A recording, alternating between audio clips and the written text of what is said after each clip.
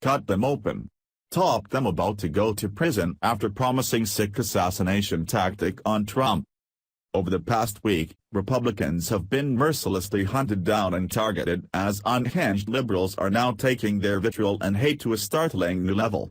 Assassination attempts on GOP Congressmen, white powder being sent to Republicans' homes, and Trump supporters being stabbed is only the beginning, as rabid liberals across the nation are following the marching orders of Democratic leadership for blood and death in the streets. Now another prominent member of the Democratic Party in the form of Elizabeth Warren could soon find herself in hot water for inciting terrorism, after the sickening threat she just made on the President of the United States, proving once again that these crazed leftists will stop at nothing until they literally have the blood of Republicans running in the streets. Several months ago, Elizabeth Warren's hate speech towards Republicans gathered quite a lot of unwanted attention, after she publicly confessed her dark fantasy that she would like to cut open bodies of Republicans after dissing the Republican effort to repeal Obamacare at an event in Chicago. "God, what planet do they live on?" Warren asked, before sharing her wish to cut open their bodies. "I would like to cut them open," Warren said during an event in Chicago.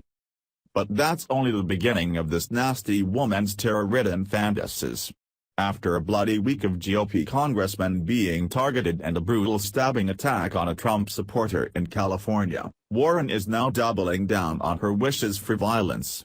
Appearing before a town hall event in New York City, Warren then put President Trump on notice, saying that things in America would get even worse, saying, "You ain't seen nasty yet." People across America took Warren's calls for violence quite seriously, with several people on Twitter calling her out, and retweeting her threats back to President Trump as a way to warn him that the masks are finally coming off and we're seeing just how nasty and vile liberals truly are. Warren's comments are in a long line of succession of disgusting calls for violence on Republicans in recent weeks, as Loretta Lynch told anti-Trumpers across America that there needed to be blood and death in the streets, and to use whatever deadly force necessary to take out Trump and the GOP. Tim Kaine was also vocal with his wishes for violence, appearing in a recent MSNBC interview where he called on anti-Trumpers to rise up and fight in the streets. Appearing on MSNBC, here was the dialogue he exchanged with liberal host Mika Brzezinski. "There's so much going on here that we clearly see, places where we can criticize what the administration is doing, but how does the Democratic Party rebuild?" asked host Mika Brzezinski. "How do you prevent the continuation of the bubble in a situation like this, and how does the party reclaim its reach across the country while fighting these battles?" "So, the way we get outside the bubble is we take advantage of this tremendous public outcry against the administration," responded Kaine. "What we've got to do is fight in Congress, fight in the courts, fight in the streets, fight online, fight at the ballot box, and now there's the momentum to be able to do this."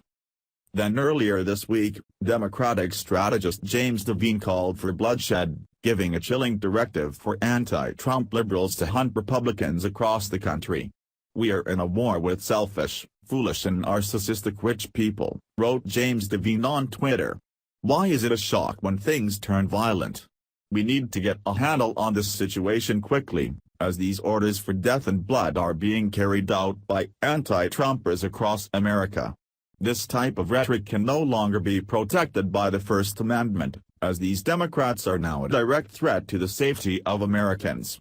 Democrats like Elizabeth Warren, Loretta Lynch, James Devine, and Tim Kaine are nothing short of domestic terrorists, and they need to be brought up on charges for inciting terrorism in our country. As Trump supporter Antonio "Tony" Foreman fights for his life at Ronald Reagan UCLA Medical Center this morning after being viciously stabbed by a liberal, we must ask ourselves, when is enough enough?